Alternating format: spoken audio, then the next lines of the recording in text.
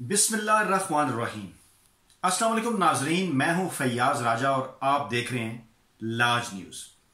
नाजरीन, अंग्रेजी जुबान की मशहूर नावल निगार अगाथा क्रिस्टी ने एक मरतबा कहा था कि मैं उर्दू जुबान तो नहीं जानती,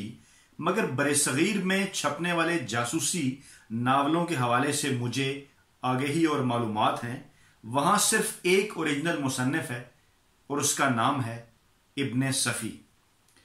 नाज़रीन, हमारे लिए बड़ी खुशी की बात है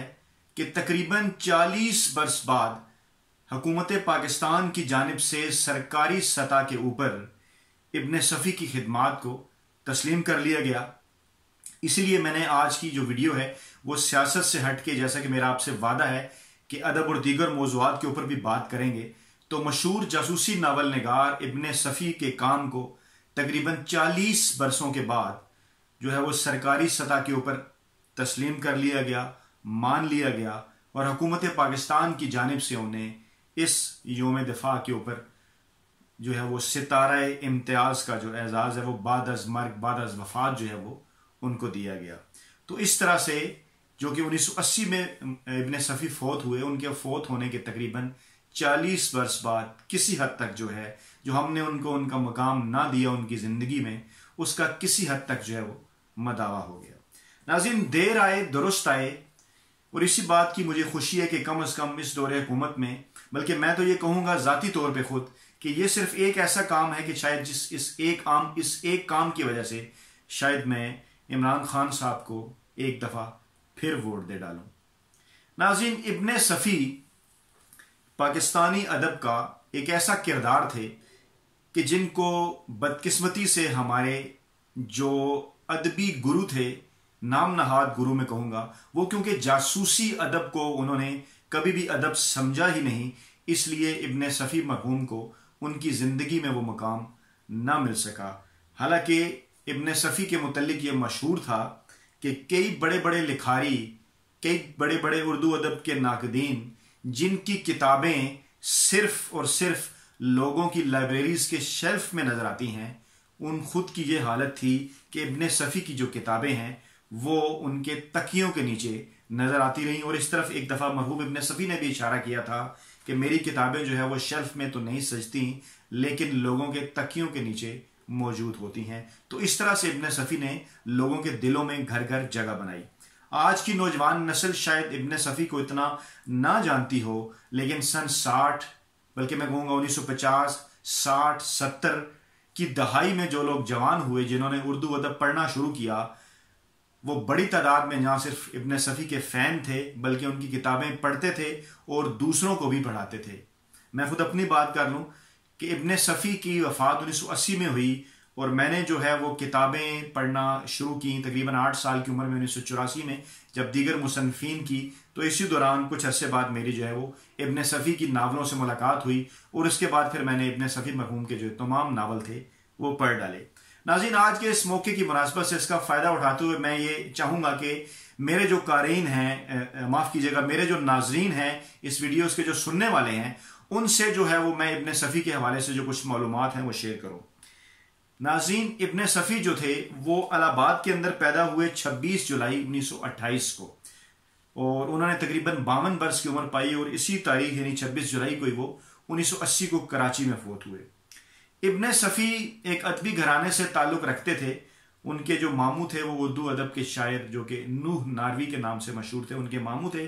और अदबी हलकों में इब्ने सफ़ी का उठना बैठना था। और 40 की दहाई में आम तौर पे भारत के अंदर, बरसगीर के अंदर, ये बात बड़े ज़ोरों पे थी कि उर्दू अदब में जो है वो फहश नगारी के अलावा कोई भी चीज़ नहीं बिकती और ना ही कारीन को जो है वो उर्दू अदब पढ़ने के ऊपर लगाया जा सकता है। अपने चंद दोस्तों की महफिल में ये बात हुई तो इब्ने सफ़ी ने इसको चैलेंज के तौर पे कबूल किया और उन्होंने कहा कि वो इसको चैलेंज के तौर पे लेते हैं और लोगों को उर्दू अदब पढ़ाएंगे। और इस तरह से उन्होंने जासूसी अदब की बुनियाद रखी और जासूसी दुनिया के नाम से उन्होंने एक सिलसिला शुरू किया, जिसका जो पहला नावल था दिलेर मुजरम, वो मार्च 1952 में शाया हुआ। और फिर उसके बाद इब्ने सफ़ी ने पीछे मुड़कर नहीं देखा। तहम इब्ने सफ़ी के ये जो दो मशहूर किरदार थे, कर्नल फरीदी और कैप्टन हमीद, इनसे भी कहीं ज्यादा जो ना खत्म होने वाली शोहरत है वो पाकिस्तान और भारत में उनके जिस किरदार को मिली उस किरदार का नाम था अली इमरान, जिनके नावल इमरान सीरीज के नाम से मकबूल थे। और कितना अजीब इत्तेफाक है कि आज इमरान खान साहब के दौरे हुकूमत में ही इमरान सीरीज जैसे ओरिजिनल किरदार के खालिक को उसके काम की वजह से, उसका जो अदबी कद, अदबी मुकाम उसकी जिंदगी में सरकारी तौर पे ना मिल सका, अवाम ने तो दिया, आज उसको भी सरकारी सतह के ऊपर जो है वो तस्लीम कर लिया गया। नाज़रीन, इब्ने सफ़ी ने जासूसी दुनिया के नाम से कर्नल फरीदी और कैप्टन हमीद सीरीज के 125 के करीब नावल लिखे, और इमरान सीरीज के अली इमरान के नाम से, जिसमें अली इमरान उनके फेमस कैरेक्टर थे, उन्होंने 120 के करीब जो है वो नावल लिखे। इमरान सीरीज का सिलसिला उन्होंने अगस्त 1955 को शुरू किया और मार्च 1952 को जासूसी दुनिया का। और ये जो दोनों सिलसिले हैं ये थोड़े बहुत जो है वो इरेगुलरिटी के बाद, जिस वक्त वो बीमार हुए कमोबेश, उसके अलावा जो है वो बरसा बरस जारी रहा और 1980 तक जो है वो इन दोनों किरदारों के ऊपर नावल निगारी करते रहे, नावल लिखते रहे। और यूं इब्ने सफ़ी ने अपनी 52 बरस की जो जिंदगी थी, जिसमें उनके 1952 से लेके 1980 तक 28 बरस जो थे अदबी जासूसी जिंदगी के, जासूसी नावल निगारी के, उसमें तकरीबन उन्होंने 250 के करीब जासूसी नावल लिखे। और यह कहा जाता है कि इन 250 नावलों में से सिर्फ 8 नावल अंग्रेजी अदब से उनका मरकजी ख्याल मुस्तार लिया गया, जबकि बाकी जितने भी नावल थे वो उनके प्लॉट्स, उनकी कहानियां जो है वो ओरिजिनल थी। नाज़रीन, अगर इब्ने सफ़ी का कंपैरिजन किया जाए तो कई लोग बात करते हैं अंग्रेजी जुबान के मशहूर जो नावल निगार हैं सिडनी शेल्डन, जिन्हें अमरीकी इब्ने सफ़ी भी कहा जाता। और दिलचस्प बात यह है कि ये जो अमरीकी इब्ने सफ़ी जिन्हें कहा जाता था, उनकी पैदाइश 1917 की है, यानी कि इब्ने सफ़ी से भी 10 बरस पहले की। ताहम उन्होंने नावल जो पहला लिखा वो 1970 में लिखा, जब इब्ने सफ़ी अपनी मकबूलियत की महराज पर थे। और इसी तरह अमेरिका के अंदर भी सिडनी शेल्डन थे, उनको वो उस जो रिवायती अदीब थे जो कि अदब आलिया की बात करते थे, उन्होंने सिडनी शेल्डन को कभी भी एक बड़ा नावल निगार ना समझा। ताहम आज भी जो है उनके नावल दुनिया में सबसे ज्यादा जुबानों में और सबसे ज्यादा बड़ी तादाद में छपते और बिकते हैं। और यही मुकाम पाकिस्तान में इब्ने सफ़ी को हासिल था, हासिल रहा और आने वाले वक्तों में हासिल रहेगा। नाज़रीन, अब बात कर ली जाए कि इब्ने सफ़ी का जो कैरेक्टर थे कर्नल फरीदी और अली इमरान, अगर उनका कंपैरिजन किया जाए तो एक दिलचस्प बात सामने आती है कि मशहूर नावल निगार अंग्रेजी जुबान के इयन फ्लेमिंग, जिनका एक किरदार था जेम्स बॉन्ड, इस किरदार के ऊपर उन्होंने अपना पहला नावल अप्रैल 1953 में लिखा, जबकि उससे 1 साल कबल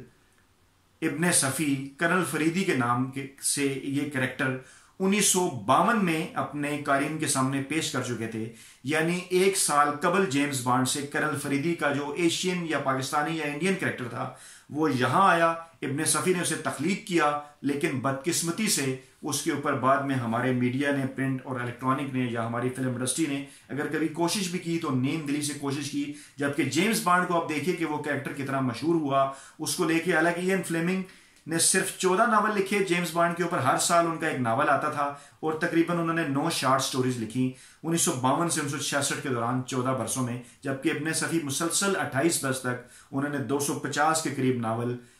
जो है कर्नल फरीदी और अली इमरान के नाम से लिखे। अब नाज़रीन, बात करते हैं कि इब्ने सफ़ी की जो मकबूलियत थी उसकी महराज क्या थी। आपको कैसे बताया जाए कि उन्होंने कितनी शोहरत हासिल की अपनी जिंदगी में भी और अपने फौत होने के बाद भी। उसका अंदाजा आप इस बात से लगा लीजिए कि मरहूम इब्ने सफ़ी की जिंदगी में तकरीबन 20 से 25 के करीब, जबकि उनके फौत होने के बाद से लेके आज तक तकरीबन 150 के करीब जो मुसन्निफीन हैं उन्होंने